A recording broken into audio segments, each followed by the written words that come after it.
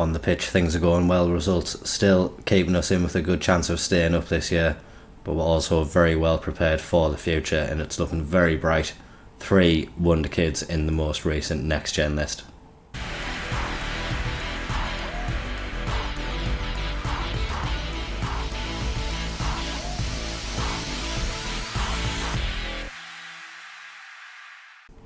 Surprisingly, on that list, it wasn't the striker which we signed in January. 3 other players did get into this low. The score who we did sign in the January transfer window, the left back, he has made it on the list. He is the highest rated player in 31st place. Chiriak closely follows him in 33rd place in the list. Player who has enjoyed quite a good breakout season in the Premier League, and hopefully we can tie him down to a new contract with a better or no release clause whatsoever. And the final player in the list is Salim Gerrard, the young striker who has performed better than I thought he would have, and hopefully we can continue to see some good performances from him. And I think adding the likes of Lee Dilly to that list, Freddie Smith as well, João Balde, we do have a very, very bright future ahead of us, and lots of reasons to be excited about the potential of this team and where it can take us. In the Premier League, since you were last here, it has taken us to some quite nice places. Another victory against Manchester United, and it turns out we absolutely love facing Manchester United. The one game we have lost against them was a friendly back in 2026 when we were, I think, just promoted to the Championship. But in competitive matches, we have really had the edge over them. A 2-1 win in the FA Cup, a 1-0 win at Old Trafford, and then most recently we picked up a 2-1 win at home against them. That was followed by a 0-0 draw away at Chelsea, so another great result against them, but another disappointing loss to Liverpool, 2-0 again. We then had a couple of friendlies. There was a 28-day gap in between 2 games. We didn't necessarily need it for the fitness of the players. I just wanted to try to get Lee Dilly on the score sheet again. He hasn't scored in a competitive match for a while, and although he did get a couple of goals in these games, still hasn't managed to find the back of the net in the league in the 2 games we've had since then. A 1-0 win at home to Fulham, John Duran scoring in the 7th minute in that one, and most recently, although a 2-2 draw probably looks like we could have done better in the game, we were down to 10 men in the 74th minute. We were 1-0 down at that point, and then Everton went 2-0 up. But what tremendous spirit and just desire the team showed to get back into the match. Leo Sawyer scored in the 85th minute before Angelo got us the point in the 88th minute with a penalty. That leaves us 14th in the Premier League with 6 games left to go. We've got games today against Brighton and Middlesbrough, so 2 teams which are close around us, and good results in these matches should see us secure our place in the Premier Division for next year. We've still got a few days to go until that Brighton game. Just wanted to make sure we could see the NxGen list before it disappeared out of the inbox, but we'll be back and hopefully we can see some big wins for us. A couple of enforced changes in the defensive department, but other than that, it is the starting lineup that we're used to. Suzuki begins in goal, Liam Barley begins at right back today, Freddie Smith and Harrison Ashby both have knocks. He probably would have started ahead of Ashby anyway, but good to see him getting a start. He did actually get the winning goal against Man U, so he has been on the pitch a few times and already had an impact. Kwanzaa is next to him. Chiriak obviously sent off in the last match, so he is suspended for today's game. Furukawa and Enzo the score are the other defenders. Balde and Patino in front of them, with Ross, Dempster, Duran and Dilly providing the attacking threat up the top end of the pitch. We are helped going into this game by the fact Brighton played 3 days ago. It was an FA Cup tie which did go in extra time, so we should definitely have the advantage of fresher legs and more energy in the team, and hopefully we can use that to our advantage and go out and punish this Brighton team today. And a win today would take us above Brighton in the league. We are neck and neck in 13th and 14th position, so a little bit of an incentive for us to move up the league table with a win. It's going to be Brighton attacking first. Duran does well to get the initial corner away, but it's picked back up by a Brighton man. The shot from Van Hecke was blocked, and now maybe an opportunity for Ross to get us up the pitch. Doesn't get us too far up before he plays the ball back, but we have managed to work it into the box. Dempster not quite able to get it in there, but it is in from Ross. Duran not quite able to find the back of the net with his header, but it was I'm not going to say it was a fast counter, but it was definitely a well worked counter attack, getting up the pitch and managing to have an opportunity of our own, and maybe another one to start now. Kwanzaa on the ball, gives it to Furukawa, and can he move it to the playmaker Patino? He gets it in there, and Patino now looking for Ross, who's made a really good run. He finds Dempster. I don't think this one will be disallowed. I think everyone was onside. If they are looking for offside, it should be against Ross. Oh, that's disappointing. We'll hopefully see a replay of it. It looked like it was a really well worked goal, but we can't see there. Ross just made his run a little bit early, and unfortunately Dempster isn't able to get his name on the score sheet as of yet. He is on the ball with the free kick now, though. He gets it forward to Patino. Patino trying to find his way to get into the box. He manages to get it in there, but there was no Stockport player near the 6-yard box. Just relatively disappointing considering the position we were in. All of our players were retreating from the area rather than going forward. We are still on the ball, and this time Enzo the score gets the ball into the box. He finds Duran at the back post, and he's been good at doing that this season, finding a little bit of space at the back post area, getting his head to the ball and finding the back of the net. It was a great cross in from Enzo as well, but Duran rising highest above Tomori in the other Brighton defender and giving us that 1 goal advantage. Patino picks up the ball in midfield but isn't able to play it forward, and Sarmiento picks it up. Roslow with good work tracking back and winning it back for us, and now he has possession again. He's drifting inside, finds Balde, who finds Duran, and now we are going down the right hand side. Can Duran work a little bit of space to get the ball into the box?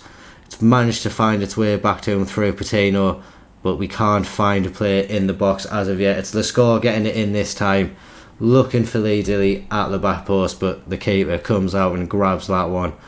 And another attack which is a bit wasteful from us. It's Brighton looking to come ahead now.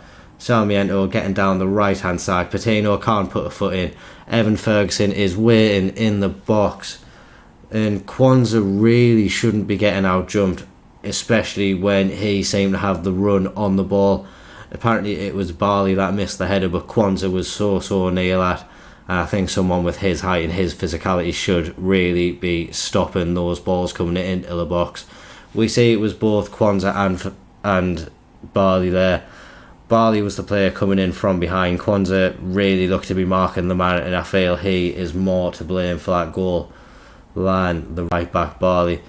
But it is going to be 1-1 at half time, and disappointing that we couldn't keep a hold of the good performance that we were putting in. But hopefully the second half can turn that around. We can get more goals into our game, and that should hopefully leave us with just one more win needed to get to that magical safety. It isn't confirmed yet. It's almost confirmed, you would like to think, but as soon as we can get it over the line, take the pressure off these players, that would be nice. Duran trying to do it single-handedly. He drifted into the box there. The keeper did come up with a save. Patino now is looking for the options in the area. He gets it to the front post, but no one seeming to be challenging for the ball, but it's going in and out of the Brighton box at the moment. We aren't able to make the most of it, and Brighton are holding on. Barley has had a really good second half so far by the looks of things. Ross is struggling yet again, so we are going to bring on Leo Sawyer. We'll bring on Gerrard as well for Lee Dilly up top, and Dempster isn't having a great game either, so Gio Vanini can come on. I think we just need a bit of a different idea in the attacking third now. Brighton seem to be stopping the attempts which we are having at the moment, so hopefully these players coming onto the pitch can get us that goal that we need to win the game. Patino picks the ball up in midfield. It was sloppy from the Brighton man, but equally sloppy from Patino, and Brighton have the opportunity to get forward. Aymar on the ball on the left hand side.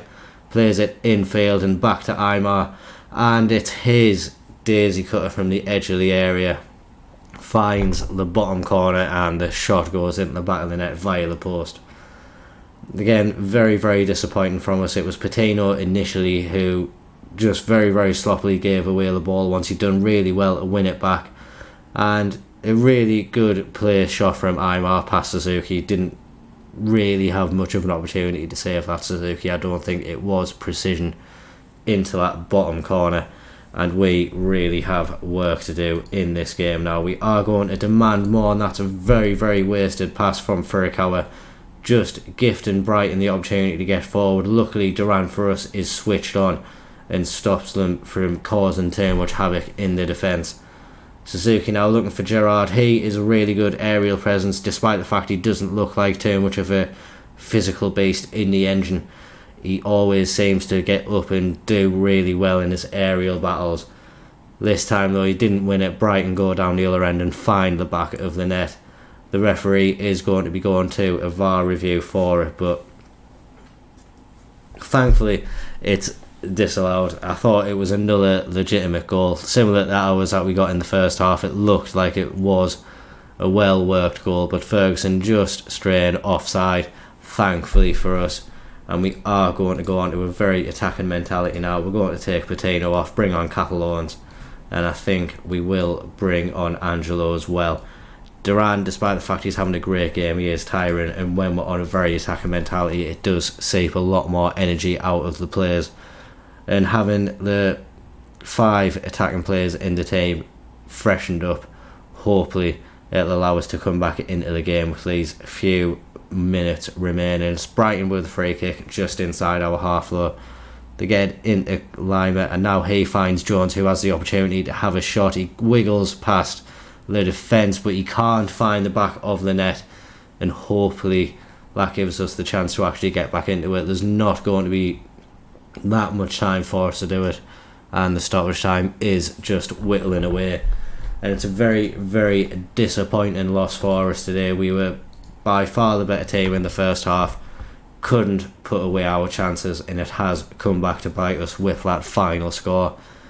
And with Middlesbrough coming up in a few days' time, that is a result which we need to get a win in. I think we don't want to get a couple of losses in a row and lose that little bit of confidence in the team. So hopefully we can get back to winning ways against Middlesbrough in the next match and set us up for a good end to the season. Making a few changes for the Middlesbrough game, considering the disappointing performance we did put in. Chiriak comes back into the defence. I'm hoping he will give us a little bit more solidity in there. Giovannini, Sawyer and Gerrard come into the team in place of Dilly, Ross and Dempster as well. Hopefully with those changes in the final third we can be a little bit more clinical with our chances and put the game to bed if we are on top. I think last game it really was the fact that we didn't put away our chances which made us lose in the end, and it definitely needs to change. Middlesbrough have just appointed a new manager as well, so they are we're not really sure what to expect from them in today's match.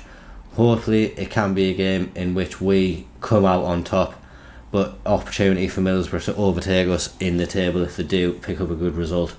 So they'll have a little bit of motivation like we did in the last match. We want to get back to winning ways as soon as possible, and this match does represent a good opportunity for us to pick up some points. Looks like it's maybe going to be Middlesbrough with the first chance of the game. They'll have a throw in and now they'll have possession deep in their half. It's being played around the defence, and now out to Walker Peters on the left hand side, but he plays it back. It looks like it's going to be a long highlight from the back. Middlesbrough trying to keep possession. We aren't really pressing them too hard in the final third, but Lewis Potter is being given acres of space to get round the score at left back. He uses it well and gets across into the box. Suzuki with a poor punch away, and Ashley Parkin has put Middlesbrough 1-0 up, but a goal which was really one all of our own doing. The score really didn't get close enough to Lewis Potter on the right hand side and allowed him to get the cross in, when that came in, Suzuki really should have done better with his punch away straight to the Middlesbrough player on the penalty spot, and he was able to find the back of the net with probably one of the easiest goals he'll score. So definitely not the start we wanted, and we need to improve. We're looking to get back into it relatively quickly, just before the 15th minute now. We've got Barley whipping the ball into the back post. Sawyer is not able to find the target on this occasion, but hopefully it won't be the last chance that we do get in the match, and we can see us find the back of the net soon rather than later. Sawyer's going to whip a corner in for us. It gets to the centre of the box. We can't win the first header. Giovannino, he's going to pick the ball up and get it out to Barley on the right hand side. It's Chiriac now into Patino, and we're just keeping possession, but really we can't find any space to get the ball into the Middlesbrough area. The score now on the left hand side. Can he be the man to create something? He does well to get past his man. Finds Duran at the back post, but again it's another header from us which goes over the bar, and it's not looking like our day so far. Just coming up to half time, another game in which our lack of clinicalness is really costing us, and we really need to show a better edge to our game in the second half. Duran is tiring, not having the best of game. Angelo's coming on for him. Sawyer is having a very terrible game, so we're going to bring on Lee Dilly. Gerrard can move out to that left hand side. Dilly can go up top, and we are going to go on to an attacking mentality as well. This really should be a game which we are looking to take all 3 points from, and hopefully with the changes that we have made we can see a different Stockport County in the second half. Barley on the ball now, gets it to Chiriac.